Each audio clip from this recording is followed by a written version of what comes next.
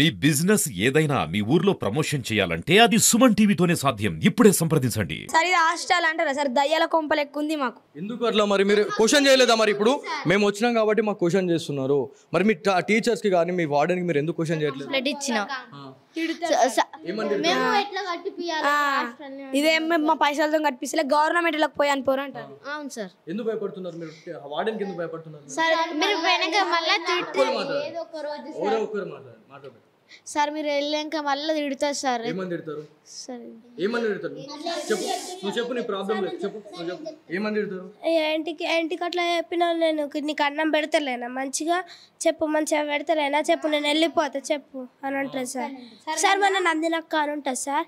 ఆ అక్క గొడవ ఆడింది ఒకసారి అమ్మతోటి, లక్ష్మమ్మతోటి గొడవ ఆడితే మేము ఫోన్ అడిగినాం సార్. ఆ అక్కకు సపోర్ట్ చేసినాం మేము. అయితే అడిగితే లక్ష్మమ్మకి ఫోన్ అడిగితే పొల్లి నందినక్క దగ్గర ఉంది కదా ఫోన్, పొల్లి అని అంటే మేము ఏమన్నాం, అమ్మ నందినక్కకి మరి ఫోన్ కొనుకొచ్చుకుంటాం. ఏమని తిట్టింది బేట? ఫుల్ తిట్టింది సార్. చెప్పాలంటే సార్ ఏడుపు వస్తుంది సార్ మాటలు చెప్పాలంటే. సార్ మా పేరెంట్స్ చెప్పిన సార్ వాళ్ళు ఉండరు సార్ టైంకి, వాళ్ళు ఇంటికి వెళ్ళిపోతారు సార్. బ్లాక్ ఉన్న వాళ్ళు ఉంటారు కదా సార్, బూత్ మాటలు సార్ వాళ్ళు. సార్ దెయ్యం గురించి అప్పుడు ఒక ఆయన శివుడు వేషం వేసుకొని అది రాగానే బ్యాడ్ వర్డ్స్ సార్ అబ్బాయి సార్ తిట్టింది సార్. ఏమైంది బేటా? నువ్వు ఎందుకు ఒకసారి అనిపిస్తుంది మేము బాధలు ఎవరికి చెప్పుకోలేవు, మాకు వాడదాం వచ్చినాం కదా. మళ్ళీ అన్నం ఆకలి అవుతుంది పెట్టండి అంటే ఎన్నిసార్లు తింటారు, బిచ్చపోలని అంటారు. అదే దీనికంటే ఇంటికాడైతే అమ్మ అన్నం ఆకలి అవుతుంది అనగానే పెడుతుంది.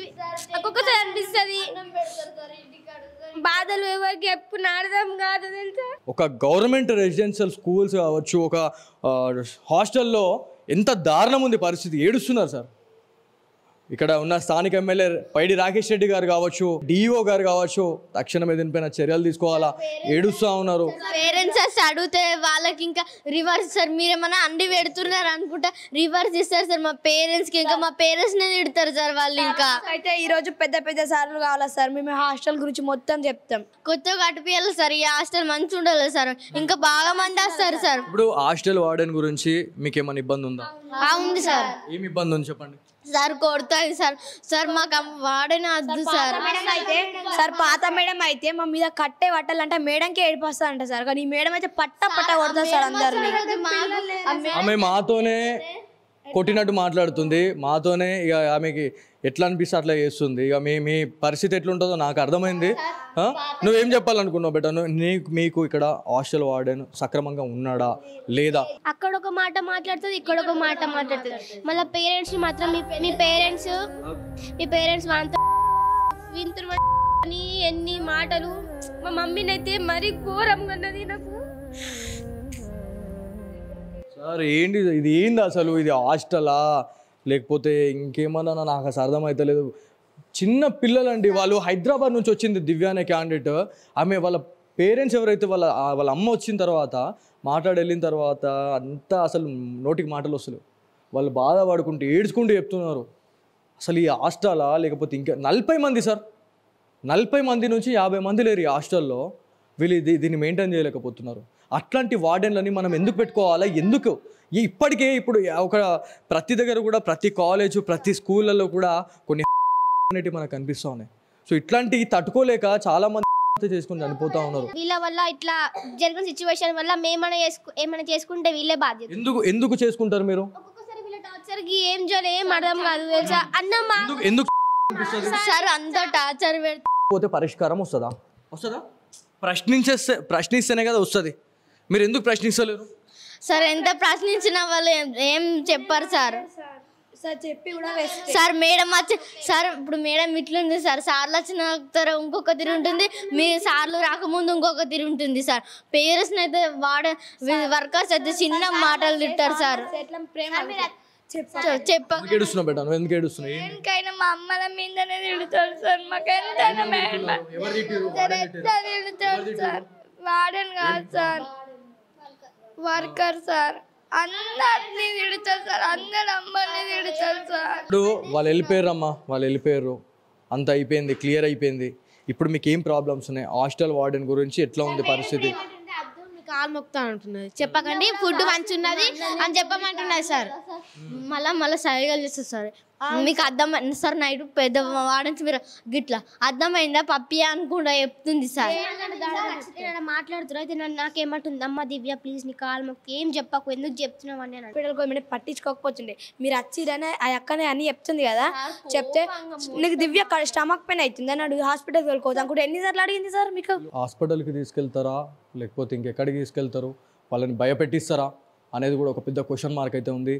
మనం ఇక్కడికి వచ్చిన తర్వాత వాంటెడ్లీ మనం చిన్నపిల్లలు ఎవరైతే వీళ్ళంతా 9th 10th అదేవిధంగా 6th 4th క్లాస్ వాళ్ళు కూడా ఉన్నారు. సో 3rd క్లాస్ వాళ్ళు, సో దాదాపు 45 to 50 మెంబర్స్ ఇక్కడ స్టూడెంట్స్ ఉన్నారు.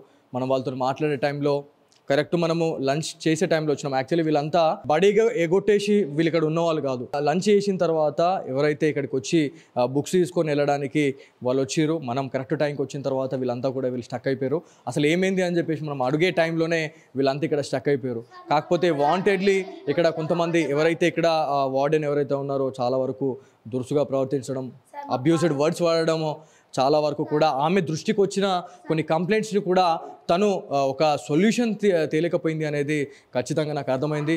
సార్ ఎందుకంటే మీరు చిన్నపిల్లల్ని అడుగుతారు కదా, మంచిగా మేము అద్దాలు చెప్తామని చిన్నపిల్లల్ని అడుగుతారు కదా, అందుకోసమే చిన్నపిల్లని బాయ్స్ స్కూల్కి పంపించారు.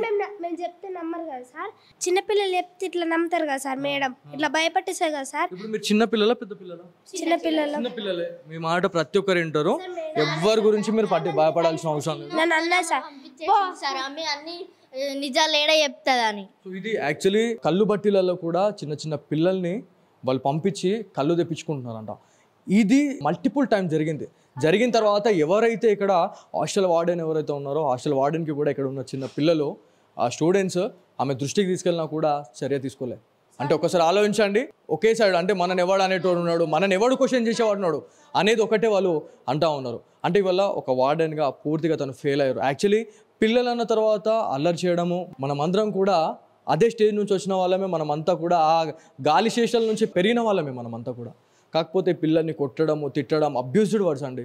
ఎవరైతే పేరెంట్స్ వస్తున్నారో పేరెంట్స్ గురించి అయితే నానా రకాలుగా మాట్లాడుతూ ఉన్నారు. పిల్లలు ఎవరైతే ఉన్నారో వాళ్ళని వాంటెడ్లీ టార్గెట్ చేయడం జరుగుతూ ఉంది. వాంటెడ్లీ టార్గెట్ చేసి అబ్యూజ్డ్ వర్డ్స్ వాడుతూ ఉన్నారు. వాళ్ళు కూడా గవర్నమెంట్ పని చేస్తున్నారు కదా సార్, మా అమ్మలు బుక్కంకి పని చేస్తున్నారు అంట సార్, వాళ్ళు చేస్తలేరంట. మా అమ్మలు చేసేది వాళ్ళకి ఎట్లా తెలుస్తుంది చెప్పి చేస్తారు ఏమన్నా, మా అమ్మలు చెయ్యకన్నా ముందే గలీజ్ చిన్న చిన్న పిల్లల పైన వాళ్ళు ఎట్లా మాట్లాడుతున్నారంటే మీ అమ్మ పోయింది వీళ్ళతో ఏంది అసలు, మనం ఏం నేర్పిస్తున్నాం? స్కూల్ అంటే దేవాలయం కన్నా ఎక్కువ మనం పూజించే రోజుల్లో మనం ఉన్నాం ఇవాళ. ఇట్లాంటి దేవాలయం లాంటి చోట్ల ఇట్లాంటి వర్డ్స్ అంటే చిన్న చిన్న పిల్లలు అంటే వాళ్ళకి అసలు ఏం తెలియదు. అలాంటి వాళ్ళకు కూడా మీ అమ్మ వాళ్ళతో పోయిందా పోయింది, మీరు ఇక్కడ అంతా గవర్నమెంట్ సొమ్మును మీరు తింటున్నారు, ఉచితంగా తింటున్నారు, ఆలది ఇప్పుడు ఎవరైతే కొంతమంది దాతలు ఎవరైతే ఉంటారో వాళ్ళు ఏవైతే కొన్ని బర్త్డే అకేషన్స్లో కావచ్చు అట్లాంటి టైంలో బ్యాగ్స్ డొనేట్ చేయడం కానీ అట్లాంటివి చేయడానికి వస్తే మీరు ఏమైనా బిచ్చగా అలా గాలి తీసుకుంటున్నారు అని చెప్పేసి కూడా ఇట్లాంటి మాటలు మాట్లాడుతున్నారు. అంటే ఒక్కసారి ఆలోచించండి ఎంత దారుణం. ఎందుకు అంటున్నారు ఎందుకంటారంటే అలా అంటే మేము పడుతున్నామని వాళ్ళు అంటున్నారు. సార్ కొత్త మేడం అయితే మా మీద కట్టేస్తాలంటే ఆ మేడంకి ఏడిపోతుంది. ఆ మేడం వచ్చినప్పుడు మా కళ్ళలో జయశీల మేడం గారు. సో మంచిగా చూసుకున్నారు మిమ్మల్ని జయశీల. సో ఇది జయశీల మేడం గారి గురించి మాట్లాడాల్సిన అవసరం ఎంతైనా ఉంది. ఎన్ని ఇయర్స్ ఉన్నారు ఇక్కడ మేడం మీతోని? 2-3 months. నేనైతే దీంతో 4 months చూస్తున్నా మేడంని. సో జయశీల మేడం గారు 3 months 4 months అవుతుందంట.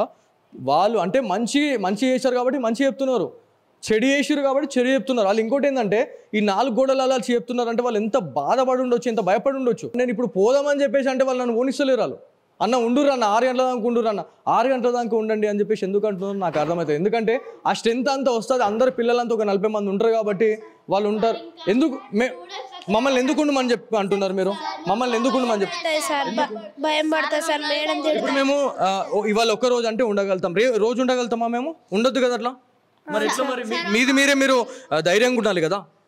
మరి ఎట్లా? మరి ఇప్పుడు ఈ వీడియో చూసే అధికారులు ఉంటారు, ఆఫీసర్స్ ఉంటారు, వాళ్ళకి ఏం చెప్పాలనుకుంటున్నారు మరి మీరు? నాకు హాస్టల్ వార్డెన్ వద్దు, మాకు జయశీల మేడం కావాలి. ఆ మేడం ఉంటే మాకు మంచిగా ఉంటుంది సార్.